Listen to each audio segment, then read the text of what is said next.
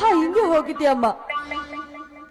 ನನ್ನ ಗಂಡನ ಕಣ್ಣು ಕಿತ್ತ ಆ ಭಂಡರು ಕ್ಷಣ ಕ್ಷಣಕ್ಕೂ ನಮ್ಮ ಮನೆತನದ ಮೇಲೆ ಕಾಲೂರಿ ನಿಂತಿರುವಾಗ ಹೇಗಮ್ಮ ಸಹಿಸಿಕೊಳ್ಳಲಿ ನಮ್ಮ ಮನೆತನದ ಬಾಧೆಯನ್ನು? ಅಕ್ಕ, ಹೇಗಾದ್ರೂ ಮಾಡಿ ಸಹಿಸಿಕೊಳ್ಳಲೇಬೇಕು. ಆ ಬ್ರಹ್ಮ ನಮ್ಮ ಹಣೆ ಬರ ಲಿಖಿತವನ್ನು ಇದೇ ರೀತಿ ಬರೆದಿರುವಾಗ ಅದು ನಮ್ಮ ಕರ್ಮ, ನಾವು ಅನುಭವಿಸಲೇಬೇಕು. ಯಾವುದು ಕರ್ಮ, ಯಾವುದು ಧರ್ಮ, ಯಾವುದು ಮರ್ಮ ನನಗೊಂದು ತಿಳಿಯದಂತಾಗಿದೆ ತಂಗಿ.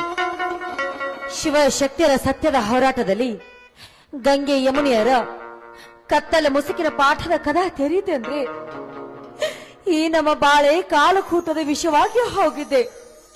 ಅಂದ್ಮೇಲೆ ಎಲ್ಲಿದೆ ಅಮ್ಮ, ಎಲ್ಲಿದೆ ಅಮೃತದ ಧಾರೆ? ಆ ಕ್ಷೀರ ಸಮುದ್ರ ಮತನ ಮಾಡಿ ಕಾರ್ಕೋಟಿ ವಿಷ ಕುಡಿಯೋದಕ್ಕೆ ಆ ಶ್ರೀಹರಿ ಒಂದಿಲ್ಲ ಒಂದು ದಿನ ಬರ್ತಾನೆ. ಆದ್ರೆ ನೀವು ಮಾತ್ರ ಸಮಾಧಾನ ತೆಗೆದುಕೊಳ್ಳಿ. ಸಮಾಧಾನ? ಆ ಗೌಡ ನನ್ನ ತಂಗಿ ಶೀಲವನ್ನ ಹಾಳು ಮಾಡಿ ಅವಳನ್ನ ಕೊಂದಾಗ ಮಾಡಿಕೊಂಡೇ ಸಮಾಧಾನ. ನನ್ನ ಗಂಡನಿಗೆ ಚಾಟಿ ಏಟು ಹಾಕಿ ಅವರ ಕಣ್ಣುಗಳನ್ನ ಕಿತ್ತಾಗ ಮಾಡಿಕೊಂಡೇ ಸಮಾಧಾನ. ಹೆತ್ತ ತಾಯಿಗಿಂತಲೇ ಹೆಚ್ಚಾಗಿ ಪ್ರೀತಿಸಿದ ನನ್ನ ಮೈದುನನ್ನು ಜೈಲಿಗೆ ಎಳೆದುಕೊಂಡು ಹೋಗುತ್ತಿರುವಾಗ ಮಾಡಿಕೊಂಡೇ ಸಮಾಧಾನ. ಈಗ ನಮ್ಮ ವಂಶವನ್ನು ಸುಟ್ಟು ಹಾಕಬೇಕಂತ ನಿಂತಾಗ ಹೇಗಮ್ಮ ಮಾಡಿಕೊಳ್ಳಿ ಸಮಾಧಾನ? ಅಕ್ಕ, ಹಿರಿಯರಾದ ನೀವೇ ಈ ರೀತಿ ಹತ್ತು ಕರೆದರೆ ಸಣ್ಣವಳಾದ ನನ್ನ ಪಾಡೇನು?